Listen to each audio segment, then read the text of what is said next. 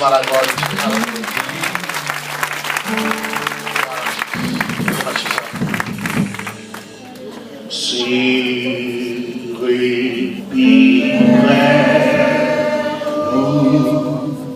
Tout près où ce trésor,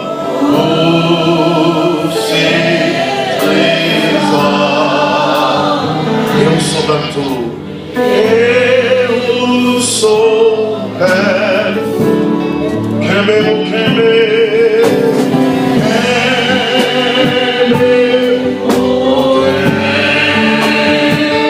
Entier d'amour.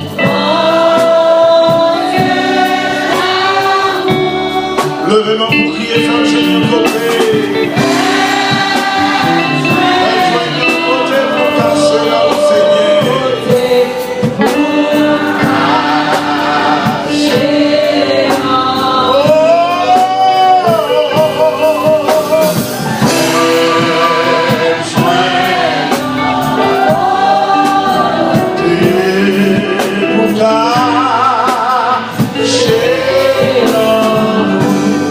C'est les bibrés, c'est les bibrés, moi pas rien,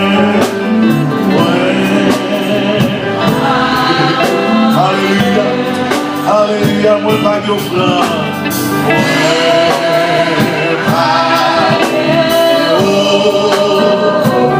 Jésus, oh, Amen. Seigneur, your grace.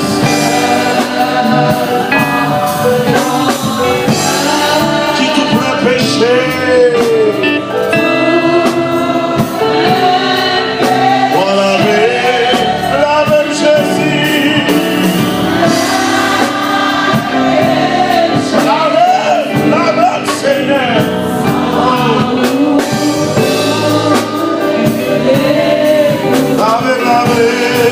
Lave Jésus.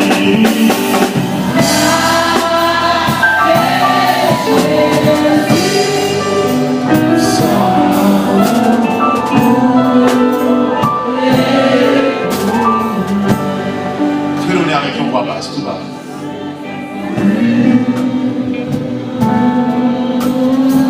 Il y avait un homme riche,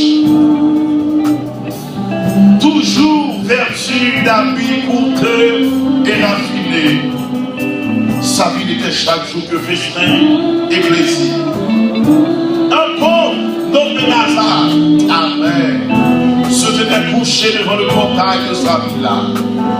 Le corps couvert de plaies purulentes. Il aurait bien voulu calmer sa faim avec les biens qui tombaient de la table du riche. Les chiens même venaient lécher ses plaies. Le pauvre mourut et les anges l'emportèrent auprès d'Abraham.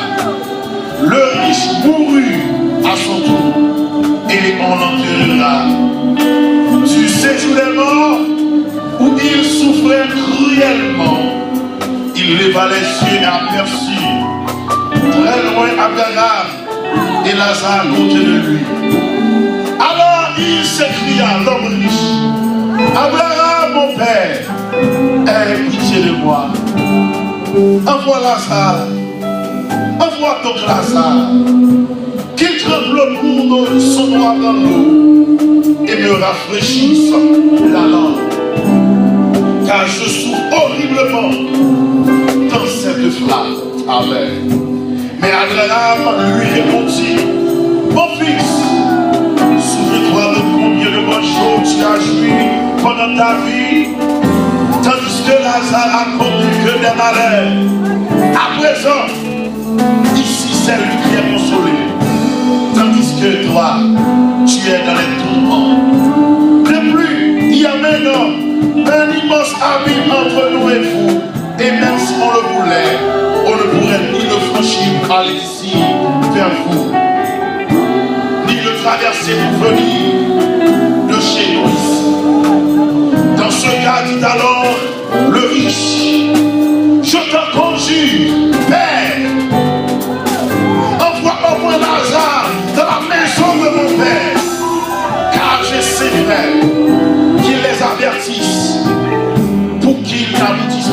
aussi dans ce lieu de tourment. Tes frères ont les écrits de Moïse et les prophètes. Lui répondit Abraham. Qu'il les écoute. Non, Père Abraham, reprenons. Mais si quelqu'un revient du séjour des morts et va les trouver, ils changeront. Mais Abraham répliqua, s'ils n'écoutent ni Moïse, ni les prophètes, ils ne se laisseront pas davantage convaincre par un mort revenant à la vie. C'était l'histoire, le parabole de l'homme riche et le pauvre Lazare. Tiré dans le 3e livre synoptique, à savoir l'évangile, c'est Luc, chapitre 16, les versets 19 au verset 31. Le parabole de l'homme riche et le pauvre Lazare. C'était la parole du Seigneur. Luc chapitre 16, les versets 19 au verset 31. Amen. Amen. Amen. Alléluia. Amen.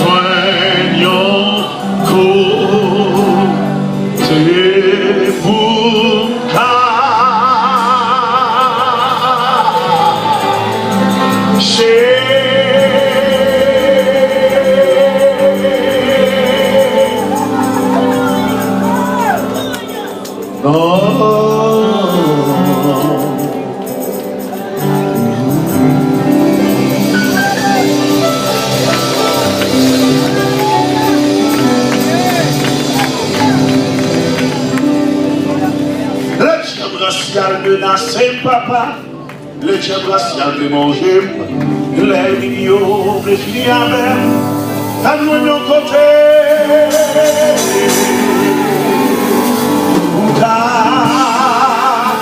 chez nous. L'air paraît moins mal, l'air fait mon flou pour moi. On va jouer de l'autre côté. Maintenant que c'est la bière, on va faire nous de l'autre côté.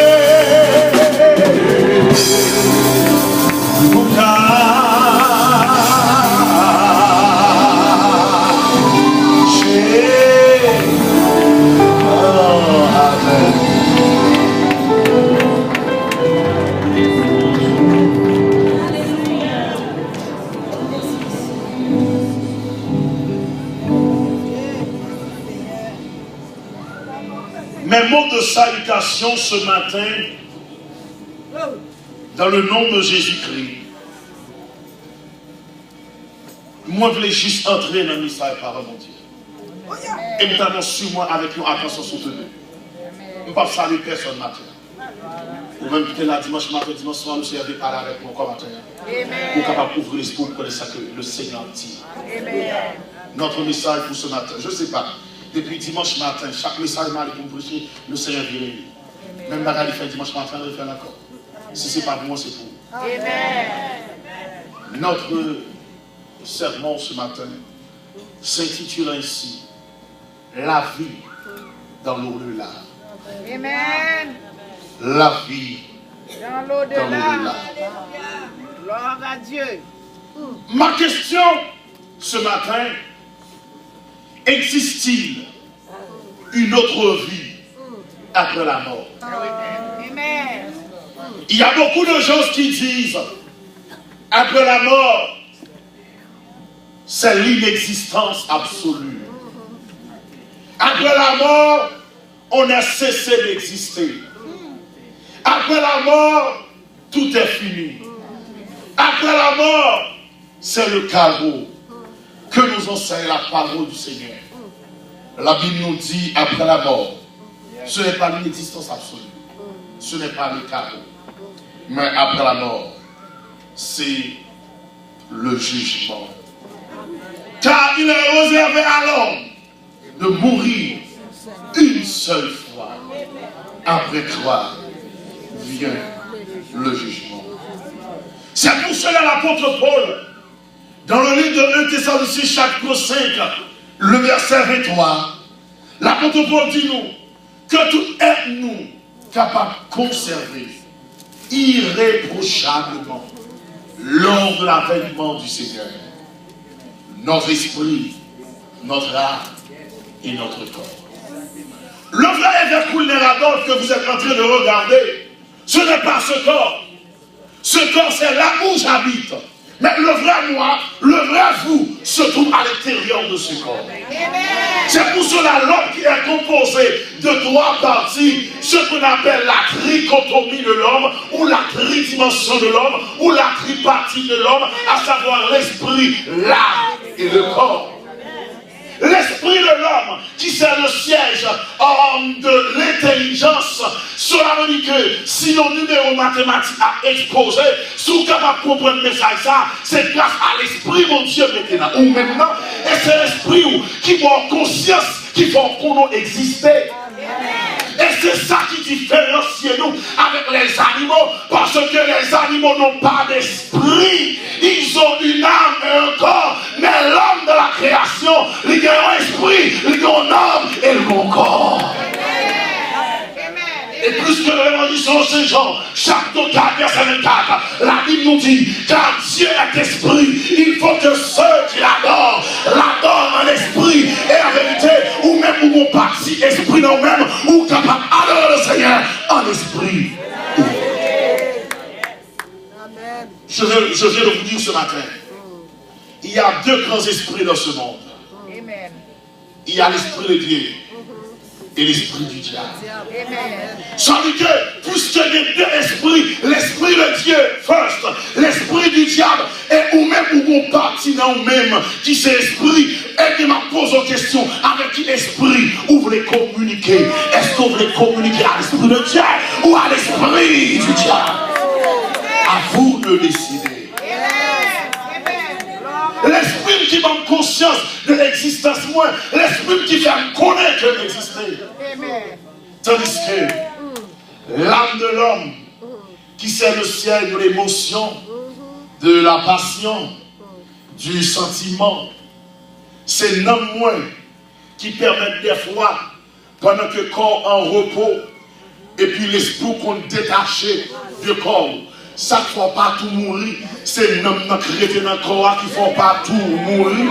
Mais ma petite bagaille, il y a des fois pendant qu'on a dormi, corps, l'esprit ou détaché de corps, et puis on va faire des voyages astrales, ou on en laisse ça, il y a des gros chats, il y a des gros bacas, oui. Par contre, si il y a des gens qui font expérience ça, pendant qu'on a dormi, et puis pendant qu'on a dormi, on prend coup dans dormi, et puis l'on levé le matin, ou quand on te prend courant, ou la formale, l'on ça passe, son diable qui frappe, oui. Si c'est pas l'éternel, ou pas t'as levé, non, ou t'as tout mourir, oui. Et mon mourir pendant qu'il a dormi, c'est pour mon naturel, non, son mort si naturel, oui, c'est Dieu qui aime, oui, mais gloire sortir à Dieu, mon capsei, mon Dieu, nous puissons dans Jésus, et puissons dans la dormir, la paix de Jésus.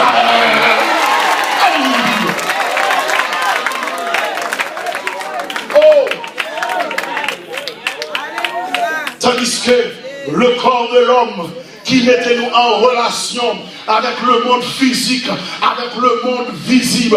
C'est ça que la Bible dit dans Genèse. Nous, c'est poussière. Nous, qui pour nous retourner en poussière. La vie dans l'au-delà de la tombe, est-ce que c'est une vie consciente ou une vie inconsciente? C'est une vie consciente. Voyons avec moi dans le parabole de l'homme riche. Là, côté nous les nous-mêmes, dans le 3e livre synoptique, l'évangile selon Saint Luc, chapitre 16. Le Seigneur parle parabole là, lui dit, il y a un homme riche. Oh, monsieur était riche en pile, il était en pile bien. Chaque jour, la caille, c'était festin, c'était fête. Tandis que, en dépit de toute richesse matérielle, l'homme riche était gagné, mais le pas d'absent, mon Dieu. Mais le pauvre Lazare,